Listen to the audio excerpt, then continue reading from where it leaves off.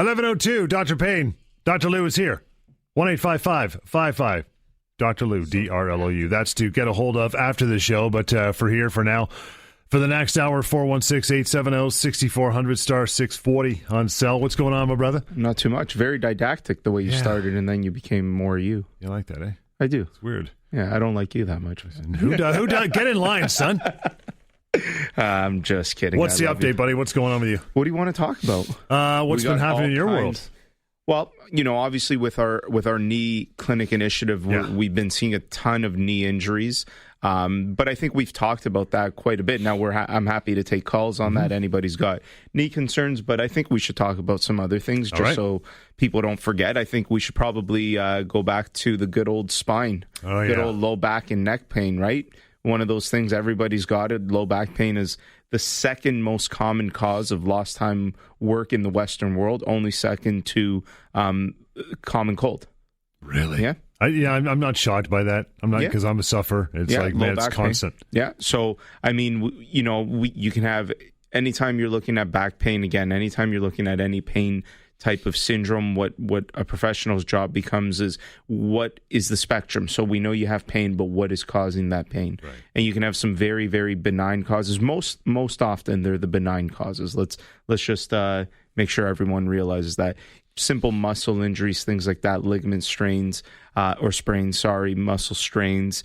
Then you can get into more of the middle ground of severity when you're dealing with things like disc bulges, disc herniations, which, again, are overall benign. They're not life-threatening, but they are going to take time to get better. They can affect your quality of life significantly in your activities of daily living. And then as we continue to progress, you might, we've talked about Cauda-Equina syndrome, which is obviously very, very concerning and an immediate medical emergency.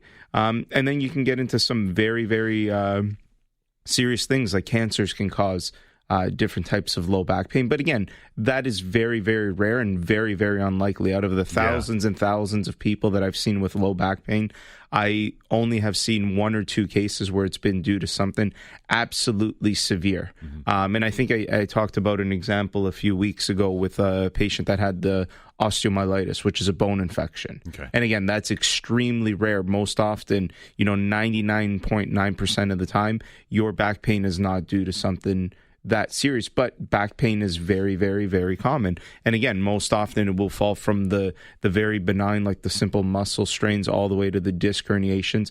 And I think we should probably talk within that area, because those are the areas that affect the majority of the population and how you handle it. So one question that I get asked a lot is, if you've hurt your back, what's the initial, when people talk about, I threw out my back, I couldn't move. Yeah. Okay. And the question becomes, what do I do? What do you do at that point? A lot of the times people are rushing to an emergency room. Okay.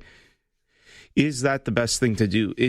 Again, I would say you should reserve an emergency room for when there's a true emergency. So if you have sudden onset back pain with other symptoms, all of a sudden you can't feel your leg, you can't feel your genitals, you start losing control of your bowel bladder, those types of things, that is absolutely, you're going to an emergency room. But if you were lifting something, you threw out your back, you're going to go to an emergency room, they're really not going to do very much for you. And I see a lot of patients that come in say, I threw out my back, I went to an emergency room, they gave me some morphine and they sent me on my way. Right. That's all they're going to do. They're not going to give you an answer as to what's causing this. They're simply going to make sure is that you're not going to die, or there's nothing severe that's going to happen to you within the next 24 to 72 hours. And off you go. And so then it's the job of going back to your primary healthcare provider, whether it's your, family doctor or your chiropractor that you see for your issue. So in the acute scenarios, I would say when people have thrown out their back and they're in an antalgic posture, which means they're kind of shifted to one side, those things start to suggest it's probably some type of disc issue. Okay. There's a lot of inflammation that happens at that time, so you should take as many anti-inflammatory measures as you can. So a lot of the times getting medication. Now, again, that doesn't mean you have to go to an emergency room, but again, a walk-in clinic or an urgent care center. Now, there is an exception. If you've thrown out your back and you're in such severe pain, no matter what walk-in clinic or urgent care clinic you go to, they're not going to be able to administer their medication to you intravenously. And the advantage of an emergency room with morphine or something like that is they can do it intravenously, and it's much quicker response to your body. So that's the one other option, depending on how much you can handle pain.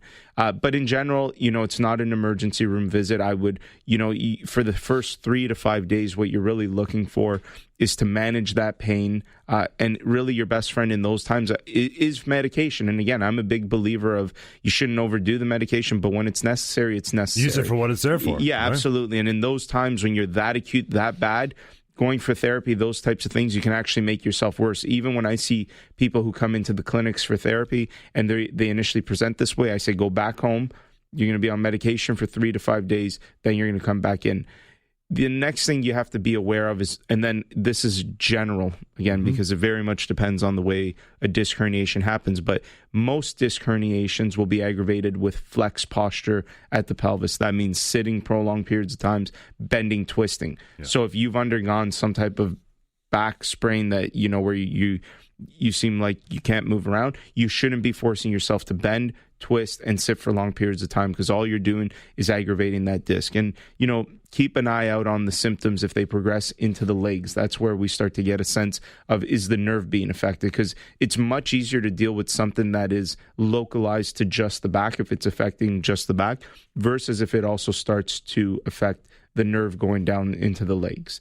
And then, neurological types of symptoms include things like numbness and tingling, paresthesia, which means an altered sensation, so just something feels weird. You can get tightness, cramping, fasciculations. All these types of things are neurological types of symptoms. And so those are things to keep an eye out for. And, another thing that's really important, if you've hurt yourself and you're eventually going to go get therapy or go to a doctor, which you should, of course, keep an eye out on what's making you feel better and what's making you feel worse. Right. That helps the people. Have a diary, pain diary. Yes. Yeah. Your phone call's wide open, 416-870-6400, star 640 on sale. You got questions for the good doctor? He is here right till 12 o'clock. Bring him on. Would love to talk to you in the Dr. Payne Show. Global News Radio, 640 Toronto. It is 11:12. Lots of time for you to call. Get your questions asked. Would love to talk to you. 416-870-6400, star 640 on sale. Someone, your friend, relative, family members in pain, always had questions about it. Bring it on. Love to talk to you. Dan, good afternoon or good morning. How are you, pal? I'm great. Listen, I've had an ongoing problem that started last September with my neck. Started off with kind of like a tingling, like a piece of hair or something on, and gradually it's progressed to the point where I have a series of tingling numbness through my right shoulder, the right side of my chest. I have a lot of tightness in, I guess you would call it the trap muscle, going right up into the neck, and I've also been told I have arthritis of the neck. Now, one doctor I've seen is sent me to, a pain management clinic where they're talking about sticking needles in the side of my neck, using an X-ray and injecting something into my neck. Now, it's got to the point so bad where a couple days ago, I drive truck for a living. I had to pull off the highway because for some reason that day the pain became excruciating, and I could barely drive. I pulled over, I rested for 10 minutes, and I continued on. I went to Scarborough General. I saw a doctor there. I've been using Robaxacet lately, which hasn't really done anything. I've got something called cyclobenzaprine, along with about 5 other prescriptions they gave me to help manage the pain and loosen up the muscle. So my question is, what would be the doctor's opinion as to what could possibly be the problem? Like I said, I've been told I have arthritis in about 3 or 4 of the vertebrae in my neck. All the pain is on the right side, and it gets really severe. Now, the drugs I'm taking now have really helped tremendously. I'm curious about what I should expect from getting the injections in my neck. Yeah, so, I mean, it's a tough one because I'd have to see the imaging. Now, if you have something like stenosis going on where it's actually stenosis due to the spondyloarthropathy, which is the degeneration of the bone, then then sometimes injections do tend to be the better options in those scenarios, because you could do all the therapy in the world and it's not gonna make a difference. But the important thing that I always recommend is you want to make sure that what you see clinically, so that means when a doctor's assessing you in an office, what you're seeing clinically is correlating with the images. And that's where I'm uncertain speaking to you on the phone. I'd have to make sure, does the way you present clinically in an office where I, do different orthopedic testing, different neurological testing, does that match up with what we see on the imaging? Because the research would suggest that that's usually 50-50. And a lot of times people are just saying, yeah, it's what we see on the imaging, but they're not correlating it with what they're seeing in the patient. So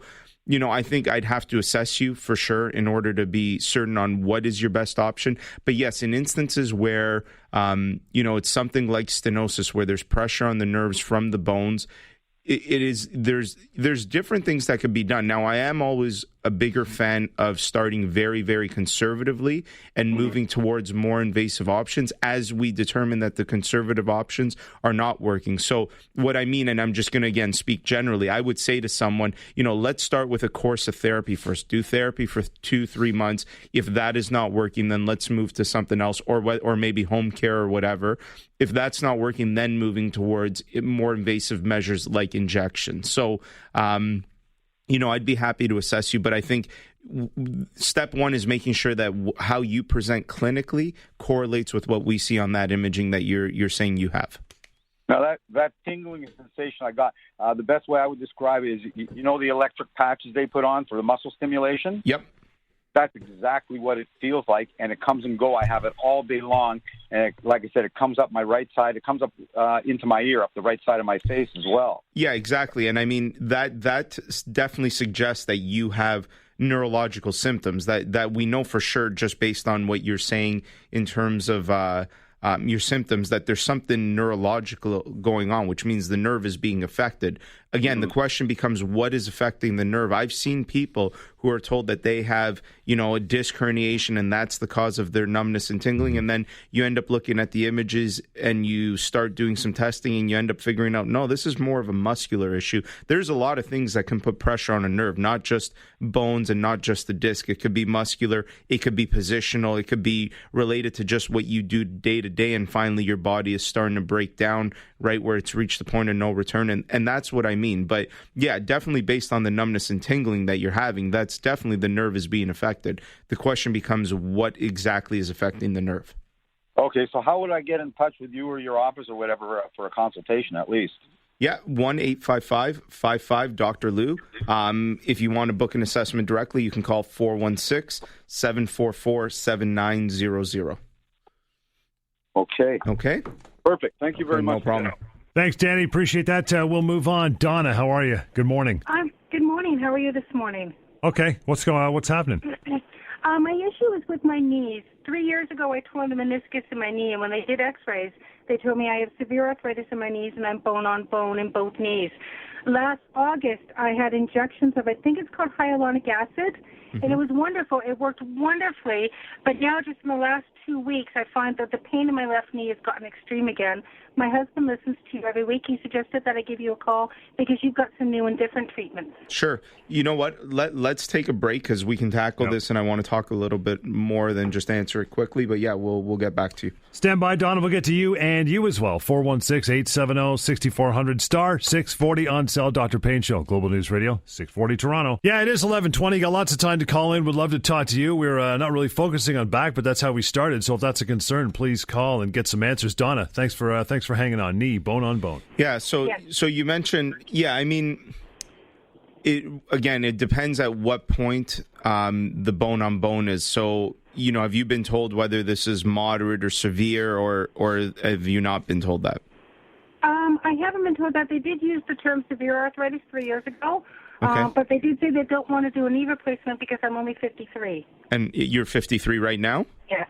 Yeah, I mean, so you are still relatively young, and obviously the longer that you can wait, the better, just because I think the stat is that, around 80% of knees that are replaced have to be replaced again within 15 years. So if you had one at 53, again, by the time you're close to 70, you may have to do it again. You do want to minimize probably doing it only one time in your life. Having said that, when we've had Dr. Burgav and Dr. Gordon on, the only thing that really matters when it comes to your knee and forgetting about the stats and the ages, if you get to the point where you can't bear with it anymore, then you got to do it, right? Because that is really the best thing when it comes to severe bone on bone, is getting that knee replacement. We've done a couple of shows actually, on what's called PRP injections, which are platelet-rich plasma, which is essentially you're taking your blood, extracting what are known as the platelets out of the blood, and re-injecting that back into the knee. It's really good for breaking down the inflammation that leads to a lot of pain. The research, however, would suggest that it's most beneficial in the mild to moderate osteoarthritis. Once you start getting into the severe osteoarthritis, your outcomes are diminished. That doesn't mean it won't help at all. It's just harder for us from a research perspective to say that, yes, it will help you. But I would say come see me. Let's take an x-ray of your knees. Let's do an up-to-date one. We could see where it's at and kind of determine what your options are. But, sometimes you just, you got to forget about the age factor and all those things. I think there was one surgeon, I can't remember who it was, that said to me that they'll often tell their patients that are in kind of your scenario where they're young, if you get to the point where you can't sleep for like 6 months because of knee pain, then it's time to replace your knee, because once it starts affecting even your sleep, then it affects everything else. Cascading, right? Yeah. So I mean, that's kind of, and I thought that was a really interesting way to look at it. Now, again, that's not based on any, great research. That's kind of his clinical opinion. But, I tend to kind of agree. If it gets to the point where it's affecting every little bit of your life, including your sleep, then sometimes it's the option. But I'd have to x-ray your knees and take a look at it to see, really how bad it is and kind of give you your options from there. And how does the PRP compare to the hyaluronic acid that the doctor used last August? Much, much better. I mean, when we've had Dr. Brigam and Dr. Gordon, who are two knee surgeons on the show, when it comes to like the hyaluronic acid, the cortisone injections, the research is very, very good to suggest that it's absolutely useless. Yeah, they're not that's based on their review. Now, it's great that it's worked for you, and you are one of, out of 100 people that I see with a knee issue that have had some type of injection, you're like one out of that 100 that says, oh, it actually worked. I most often, even clinically, will hear it didn't do anything, or it was good for a couple days, and then I was right back to where it was. Okay, so if it works, then the PRP will probably really work. So what I should do is make an appointment and come see you. Yeah, well, again, every time someone calls me for PRP, again, I want to make sure. So my main objective is not to, there's a therapy and we want to give that therapy to everyone. We want to line up the person with what the right intervention is for them to have the best prognostic value. If I x-ray your knee and we see severe bone-on-bone arthritis, I'm going to reiterate what I just said when it comes to the research. The research is going to suggest that your best option is the knee replacement, and the PRP injection it's a 50-50 at that point. It may or it may not work. If you fall within mild to moderate, then your chances of it working are much better. Okay. Thanks, Don. I'm going to let you go. 1-855-55 Lou, DRLOU, or info@paincarecanada.com. To carry on in that regard, got Michael on the line. Hey, Michael, good morning. Hi there. So I had in October 2017, I was off work for 6 weeks. I had an MRI, and it showed that I had a central disc protrusion of L5-S1 in the anterior facing. Okay. And it said no nerve root damage or like no nerve touching or anything, but I still was getting tightness in the lower back and in the hip area, sometimes down the thighs and the leg. Yep. I did physio, chiropractor, massage. I've been to seeing an osteopath in the past 8 months. Nothing's worked. I recently just went back to get another follow-up MRI, and the results were it's gotten actually worse. Mm-hmm. I guess the protrusion has increased. Okay. They have it still says no nerve root touching or whatever. So let me interrupt you there, Michael. This is the perfect example of where imaging. I mean, the reality is we're human beings and we're prone to not being perfect. So you can take an MRI and see those types of things. What's more important is what you're saying. There's no impingement on the nerves or on the spinal cord. So that's just a disc bulge that's sitting there. It's not necessarily. It might be. Here's the problem with MRIs. They're done with you laying down. What happens to that disc bulge when you bend forward, when you bend back? That is maybe more relevant. But you say you've done everything. I'm going to ask you something. Have you done a good rehabilitation program where every single day you're working on exercises, strengthening your core, and those types of things? Yeah, I was seeing a physiotherapist 2 to 3 times a week. I was even off work, and I was going to see them, and it wasn't. And you were doing rehabilitation every single day on your own at home as well, and you continue to do that? Yeah, pretty much, and it's just kind of gotten worse. Okay. What are you doing? They kind of modified it to where I wasn't bending forward because they said where to disc protrusion was, it was anterior facing. So he said like forward flexion was not good, but extension was better for it. So you were doing more stretches. Were you doing any strengthening of your low back and your core? Not really. Okay, then that is your best next step. If you do not rehabilitate the back in terms, every time I ask someone, were you doing, and I guess, again, the average person won't know this, but I don't care too much about the stretches and those things. What I care about is that you are doing the proper strengthening program for your core and your low back every single day, multiple times a day. And that doesn't take someone showing you that 2 or 3 times a week. That's me showing you one day, following up with you in 2 weeks, making it harder and continuing that. It's more training than it is therapy. Right. That if you have ongoing back pain, that is what you need to be doing next. Okay, give me a call and we'll set something up for you. Thanks, Michael. Appreciate the call. 1-855-55 Dr. Lou, DRLOU. Linda, take this one before we break. How are you? I'm fine, thank you. Good. What's going on with you? Okay, I have a problem which seems weird, but it's been going on for a long time, but it got worse starting last January. I can't sit for more than about half an hour, and I have to stand up. And when I stand up, I can hardly walk for a minute until my legs get going. I could stand all day and I would be fine. Even when I'm in bed, my legs hurt. And if I go to sleep, when I wake up in the morning, I have such terrible pains in my legs, and it takes me a little while to get them going in the morning. Okay. And does it sound like anything you've heard of before? Well, yeah, but, again, I'm going to need a lot more information. So let's start with some basic things. How old are you? I'm 70. Okay, and what's, like, are you overweight at all? Are you underweight? What's kind of your body? Okay, I am a little overweight. I'm about 170, and I'm 5'6". Okay, yeah, so do you get swelling in your legs? I get a little bit of swelling in one leg. Okay, do you have any cardiovascular issues like diabetes or heart disease, anything like that? No, nothing. Yeah. I mean, so right off the bat, there's the issue of being overweight, the age, those things, and the swelling. It might be some type of a vascular issue. It could also be a neurological issue where it becomes related to maybe there's, again, some type of disc herniation, putting pressure on the nerve.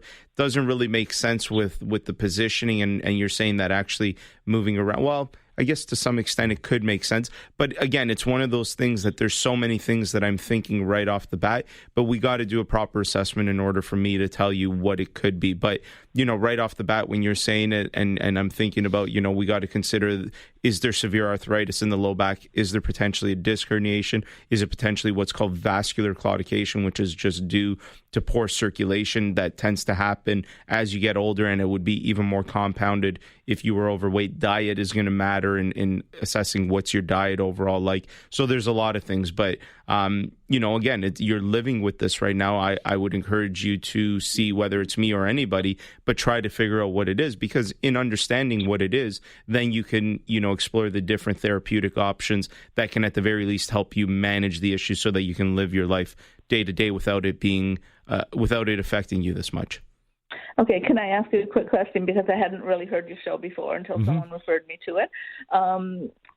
What type of a doctor are you? Because I'm in the country and we go to doctors here, and it doesn't matter what you have. They just brush it off. I'm a chiropractor. My team is composed of all different types of healthcare professionals, all the way from surgeons to physios. But myself, I'm a chiropractor.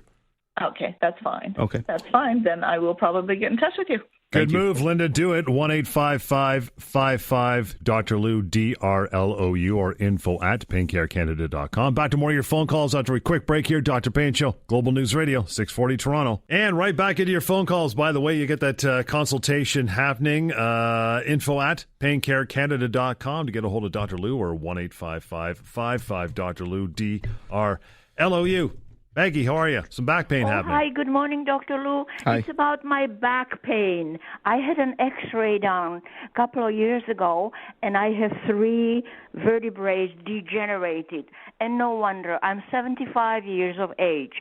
But it's not the problem. My back, my pain is shooting into my sides, and my legs feels like they're made out of cement. And I have difficulty to walk. I can walk, but not very far. Right.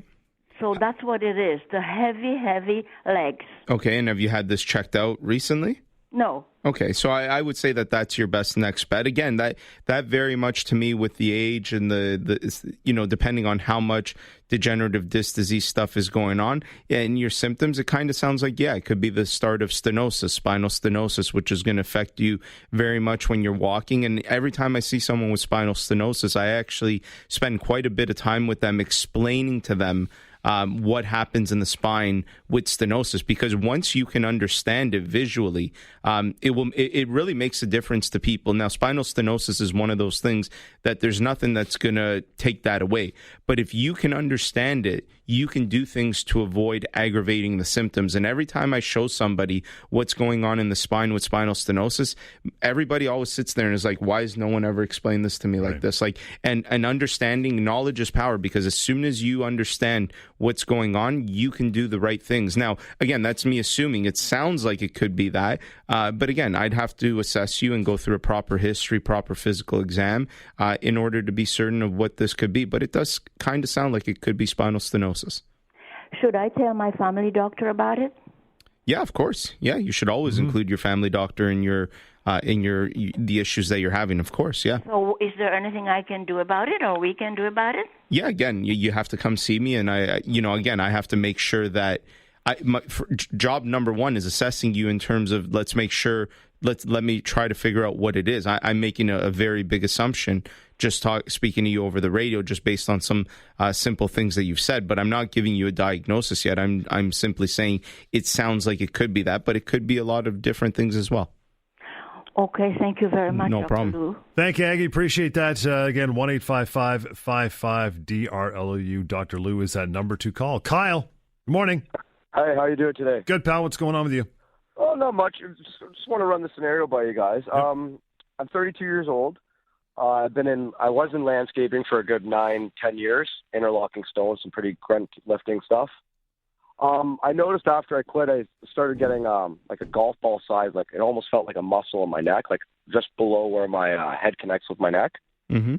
And the missus suggested going in to get some chiropractor done. I went in and got an assessment. They weighted me like 300% of my muscles are being used on one side opposed to the other.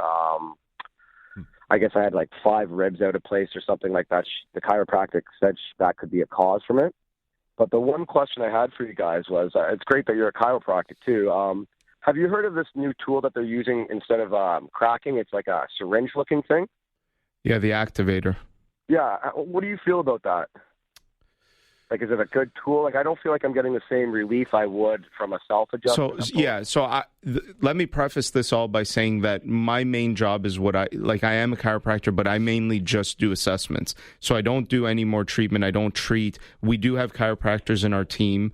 The chiropractic way that we usually go about things is very much what we would call the pain-based, evidence-based approach, where we're treating injuries not just with spinal adjustments or manipulation, but with whatever that may be. Sometimes if someone has a rolled ankle, well, what you're going to do is you're going to, put machines on that. You're going to put ice. You're going to show them exercises. So it's a little bit different of a philosophy in terms of how, from the more, I guess, let's say traditional or more holistic approach of the chiropractic that you're talking about. Now, the next question that I always look at is research, right? That's the only way that we can ever really base good answers on. Is there good research to support the activator, that tool, versus spinal manipulation? I have to be honest, I haven't seen any good research on it. Well, I haven't seen any neither. That's why I asked. Yeah, right? Now again, going more further than that, I do think there are times where it might be beneficial. Like I've actually, a chiropractor in my office will use it with very young children, because obviously you don't necessarily want to be manipulating. Yeah. So maybe it's a good tool from that, but. Again, my answers I'm always going to reserve to what I see from the research perspective, and I just haven't seen good research for it. Now, does that mean, there's a lot of weird things out there that people do and they feel better? And so the next thing that I always say is, if you're doing something and you're feeling better, then whether the research exists or it doesn't exist, maybe there's things we don't fully understand yet. But maybe it works. The only thing that I always encourage people, and the one thing that I hate that I hear, is if anywhere you're going, and now this could be a chiropractor or physiotherapist, there should never be scare tactics. There should never be things that, only see me, don't see other people. Yeah. If you don't do this, this can affect your health. You might die. Those types of things. It should be very much, if you're going to buy into that type of philosophy, it should be in the right way, not through scare tactics. So that's kind of a quick gist of my opinion on that. Well, I appreciate it. Like I said, it's just new technology to me. I haven't seen it before. I had chiropractic done, I guess, earlier in my childhood, and it was always self-adjustments. Mm-hmm. And it just seems like when I'm in there, it's it's really like the person's really great and everything. It's just a 5-minute, $40, and it's like reload this thing. It's like you're shooting off rounds out of a shotgun sort of thing. Quick, yeah, and so I mean, the one thing that's always important that I tell patients is, like, if you're already, any type of therapy, even the therapies that have the best clinical research around them that say, yeah, doing this absolutely helps. The one thing that is really, really important is if you believe it's not going to help, then placebo is a big thing. So already if you're hesitant, if you're not feeling like, this is not really making sense to me, even if it did work, your mind is going to stop it from working just by that. So I would say just to not waste anybody's time, to not waste your own, to not waste the chiropractors. If you're not jiving with what someone's doing to you or telling you, then I think that's where you cut the relationship. Okay, wonderful. I appreciate your time on the subject. No problem. Thanks, Kyle. Appreciate your call and yours as well. We'll get to you here in just a moment after we take a short break. 416-870-6400 *640 on your cell. More of your phone calls coming up. Dr. Payne Show, Global News Radio, 640 Toronto. It is 11:42, and we are right back at her. Get to Mike. Hey, Mike, how are you, pal?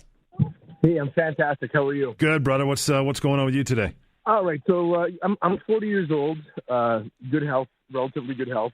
I fell asleep, and I woke up. My whole arm was asleep. Okay. And that was fine. I sort of, shook it off. But since then, for about 4 weeks, my right hand's been numb. So all of my index, all my fingers, and my hand feels a little bit swollen. Okay. I went to the doctor, took some blood. My blood work is fine. Good. Took x-rays of my hands as well. Doesn't appear anything to be wrong. And he's referred me to a neurologist. My question is, what would cause my hand? And this is steady numbness. It's not off and on. It's consistent, steady numbness, pins and needles on the tips of my finger, and just a slight swelling in the meaty part of my hand. Yep. And it's been for 4 weeks. Yep. Okay. So there's a lot of things that can cause that. There's what's called peripheral neuropathy. So things like carpal tunnel or ulnar tunnel syndrome, which can cause that type of presentation. It just really depends on which fingers. You can also have peripheral entrapments higher up in the arm. So somewhere the muscles in the forearm, something could be going on in those areas. It could be a brachial plexus issue, which is the nerves that come out of the neck and are kind of in the torso. Maybe something. Are you a smoker at all? No. But what led up to this was I went on a flight and I was uncomfortable there, and obviously like my middle of my back as well, was uncomfortable. I may have sat in the wrong position for a little bit too long. I'm just trying to figure out what could possibly. Yeah. And it's really annoying because it's been 4 steady weeks, and the doctor doesn't really have any good answers for me. And right. I went to a massage therapist, and they tried to do exactly what you said, like release any muscles in my forearm and what have you, but nothing's been working. Yeah, and those are the problem is the therapy needs to match up. So let me ask you this: when's your appointment with the neurologist? They haven't actually scheduled it yet. Okay, so then call me, come see me, and we'll do a full neurological exam as well, and we'll figure it out much quicker. You can still see the neurologist just to confirm things if you want, but see that's the issue. There's people available to diagnose these types of issues and rule out very serious things like the neurologist would, but for whatever reason, sometimes family doctors and things aren't sending to those people, but this is absolutely something that I can assess. We can do a good neurological exam to just, again, make sure, because this could be a lot of things. Numbness and tingling can be a cause of something in the hand, something in the arm, something in the neck, something in the chest, even something in the spinal cord, even something in the brain. The latters are definitely more rare, but it's obviously important to make sure that is not happening either. So you shouldn't be waiting around if you haven't heard back. Again, we can get you in relatively soon, and we can assess this and again, try to get to the bottom of it so you can start doing the right therapy. So one of the big things that I find, and just to kind of go off topic a little, is that people are often uncertain of a diagnosis, but they're very certain of their symptoms or their signs in this type of case. And they're the types of people that'll say, I went to a massage therapist, then they worked on this part. I went there and they worked on this. I went to the osteo and this and that. Sometimes you just got to trust one person that can give you a diagnosis, let that person treat you, and don't overcomplicate it. Unless they've suggested also see this person for this reason. But a lot of times people are trying to be their own, I'll call it like the general contractors of their own health, where they're hiring all these sub-trades. And you shouldn't be doing that sometimes. And again, that's not what you're doing, Mike. I'm just going a little bit off topic because this is what I hear a lot of. Right. You're at the right point because you're not doing very much. Come see me. Let's see what it is. If you can trust me in whatever opinion I give you and follow through with the treatments that I'll recommend. I don't know what that'll be. It very much depends on the diagnosis. You know, people that do that often have very, very good outcomes. Awesome. Thank you very much, problem. Doctor. Okay, No. Caitlin, I love you. Bye. Thank you. Yep. Thanks, Mikey. Appreciate that. His wife, girlfriend. Oh, I thought he said he loved me. Well, maybe he does. I don't know. You touch a lot of people. Mike, it's 1-855-55-Dr. Lou, DRLOU to contact info@paincarecanada.com as well. Andy, thanks for hanging on. Hey, thanks for taking my call. Sure. Long-time listener. I'm a 36-year-old, and I've been lately having the issue. So when I go to sleep and I wake up in the morning, my feet and my legs, they all numb, they all frozen. I can barely walk, and then after probably like 10-15 minutes, everything comes to normal. But what lately I have been realizing that even when I drive for like 10-15 minutes, the same concept applies, and I actually need to stretch my legs in order to come back to normal. So I went to my doctors, and the doctor said maybe I should try changing the mattress. That's why I made my back hurts. So Andy, sorry, how old are you? 36. 36. And okay, and besides the doctor telling you to change your mattress, did they examine you at all? Not at all. Yeah, so then that's what I mean. That's like, those are the things that I hate hearing, because how can you recommend to someone to just like, this is a person saying that you're a person, Andy, saying that you're waking up, and I'm not laughing at you, I'm laughing because at how silly it is that you're telling someone you're waking up every morning with numbness and tingling in your legs. You're in the car and you get numbness and tingling, and their recommendation without even examining you is change your mattress. $3,000 mattress. Change your mattress. Change the mattress. That's the recommendation. That was, 10 years of schooling in this person, and that's all they could come up with. Andy, you got to come see me. We'll do a good neurological exam. We'll do an orthopedic exam. We'll try to figure out what's going on, and I'll give you some better advice than to change where you sleep. Yeah, I heard somebody the other day, they had a knee issue, and they said the doctor told them to buy a bungalow. Yeah, but the question Fewer stairs, right? Yeah. Any ideas what he may be coming from? And there's a lot of things. Again, numbness and tingling. So it's always really what I do is not overly complicated. Anyone that's been listening for a long time could almost knows my deductive reasoning. You've got numbness and tingling, which tells us it's a nerve issue because nerves cause that type of symptom. The next question becomes, what is putting pressure on that nerve? Is it something? Is it one of the muscles? Is it a peripheral neuropathy, like a peripheral entrapment? Is it something systemic, like sometimes people have high blood sugar or diabetes can cause peripheral neuropathies? Is it a positional thing with something in the low back? Is it something within the spinal cord? Is it something even potentially in the brain? Again, those things are rare, but you can't just exclude them without examining someone. And I always make sure every time I see someone, even if I talk to them and I'm almost 100% certain that it's completely benign, I always check the more serious things because I just want to be certain. Okay, no problem. And I guess we can find you at drlou.com. PainCareCanada.com or 1-855-55-Dr. Lou. Or if you just want to go ahead and book that assessment straight, 416-744-7900. Thanks, Andy. Appreciate that. Ron, I see you there. We will get to you in your phone calls. Bad knee, go buy a bungalow. Thanks, a $900,000 cure. Yeah. You're excellent. More of your phone calls coming up. Dr. Payne Show, Global News Radio, 640 Toronto. 11:52 in a bit. Your phone calls, 416-870-6400, star 640 on cell. Been fast and furious today for sure. Ron, thanks for hanging in, fella. How are you? Good, how are you? Good. What's going on with you? Buy a bungalow, Ron. Buy a bungalow, Ron. That's the only advice. Even that's we're bad giving. advice. There's still grass cutting. There's still buy a condo if you're going to get that advice. First floor condo. That's what you should do right now, Ron. Ironically, I am a realtor. So. There you go. Done. We could work in tandem. It's all come together. I see, we could sell them a condo. Sounds good. Okay. So I've been dealing a lot with foot pain since a year and a half, and it was initially started as a fracture. Then my left foot started paining, and finally about 8 months back, I was diagnosed as psoriatic arthritis. Okay. And I've been on a Metatrex injection and also a tablet for psoriasis. Okay. So basically the cure is to what suggested was to bring down the psoriasis so that the arthritis comes down. Right. So okay. It looks like it's taking forever, and now I feel some pain in my hand also. So I don't know what's going on. So just want an opinion. That is it a time-consuming process? Because it's affected. I used to be a runner. I can't run anymore. Mm-hmm.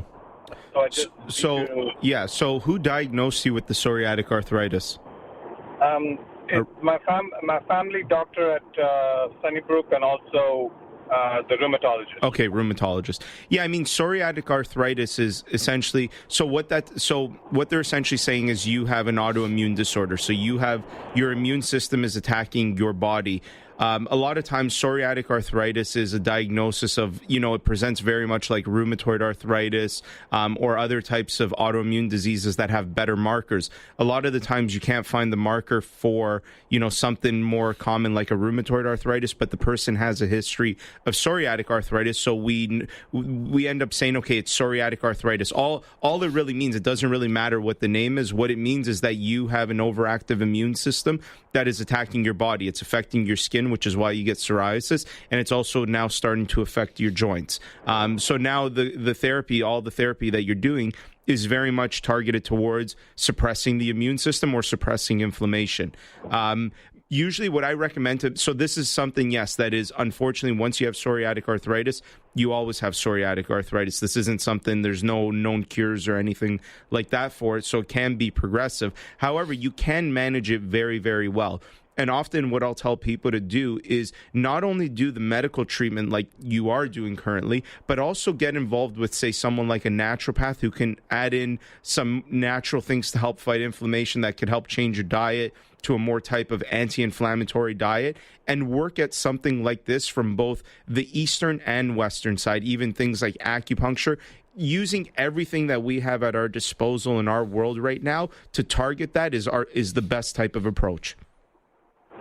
Okay, so give me a call. I can help set you up with the right type of people to also deal from that more holistic perspective. And again, this is not saying this. I hate the word alternative because it suggests do something different than what you're doing. What I like to say is integrative. So do this alongside with what you're already doing.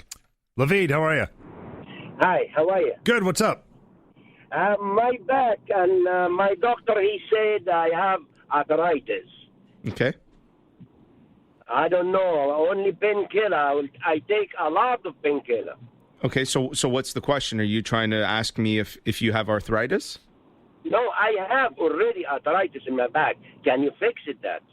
Well, again, going back to what I said at the beginning of the show, a lot of times people have a lot of arthritis and have no back pain, and sometimes people have excruciating back pain and no arthritis. What we need to do is correlate or try to match up. Does what we see on the image, is that make sense with what we see in the person in front of us? And that is not always the case. A lot of times it's 50-50. So what we need to do with you is just try to see, is the arthritis the cause of your pain, or is your pain being caused from something else? If it is the cause of the pain, yes, there are some things that could be done. If it's not the cause of your pain, the good news is there's probably still things that could be done, but I would have to assess you in order to be sure. Okay. When I can come to see you? When can you come? You're going to have to call the office. I'm headed there right after this, but call 1-855-55 Dr. Lou, and we can help set something up. Dan, last call of the day. Got about a minute. What's going on? Yeah, hi. Quickly, I've had an MRI done, and pretty conclusive from my family doctor that I need to have a knee replacement, and I'm just curious as to your opinion on a partial knee replacement, because the lateral side of my knee is in perfect shape. All the ligaments are okay too, versus a full. I don't hear a lot here in Canada about partial knee replacement. No. I hear a lot about the States. So just wondering about your opinion, and could I come and see you for an initial assessment that you could then send me to a surgeon? Yes, so yes to the second. In terms of the partial versus the full knee replacement, you're right. They're not done here as much. I guess the question becomes, well, what's the benefit of the partial versus the full? Like, and I think that answer very much is not a general answer. It's something that a surgeon would have to sit with you and say, Dan, here's the advantage to a partial knee replacement for you versus a full knee replacement. I can't think of anything, like, besides the fact that you're just keeping one side as the natural side, why there's any advantage to it, like from a broad perspective. But you're right, it is sometimes done. I think it very much depends on what you see on the imaging and then what the surgeon's opinion. I think a surgeon's opinion in that scenario is much more valuable than mine. But going to your second question, we can absolutely assess you, and then we can send you off to one of the surgeons in our team to get it looked at further. Okay, thank you. Okay, no problem. Thanks, Dan. Busier than a one-legged man in an ass-kicking contest, my friend. We are smoking through them today. There you go. And it's simple. This is the phone call. So just give me a call. This continues even during the week when I'm not here. Yep. 1-855-55 Dr. Lou, DRLOU, or email is also a very good option, info@paincarecanada.com. Get on it. Don't wait. Start feeling better. Till next time, Dr. Payne Show. Global News Radio, 640 Toronto.